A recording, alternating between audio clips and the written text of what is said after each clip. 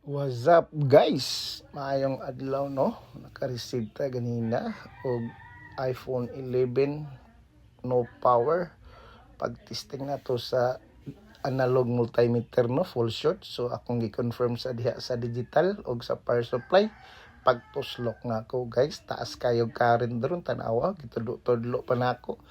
Ang current drone 4.9 supposedly kung good ang unit 0.001 0.002 pero kana guys full short siya guys.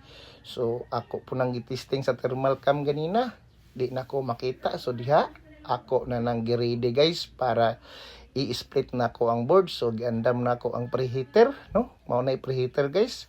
So diha lang daan, dili na siya sayon, dapat sakto ang timpla nimo sa imong init guys para dili mo overcook ang unit, para dili matiwasan. So nakita na to dia guys, nga ako nang init-init dia guys sa preheater kana guys, nabuak na siya, na split.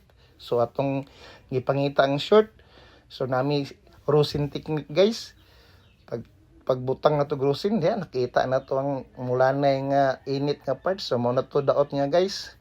So kana guys, ato na nang gibalik, gi-prepare para mabalik ng lower ug upper. Ato nang gibuhatan og balls, ang tawag na reballs, or ang term na buhatag balls para mapilit ang upper ug lower. Dapat safety siya guys no, para sakto init, sakto hangin, para dili ma-overcook po na iya mga tapad nga component no. So mao na siya guys. So hapit na siya mapahuman guys, kay ito na nang init ang iyang mga balls or ang iyang sa Bisaya pa, pag tiil-tiil niya guys. So mao na, thank you guys.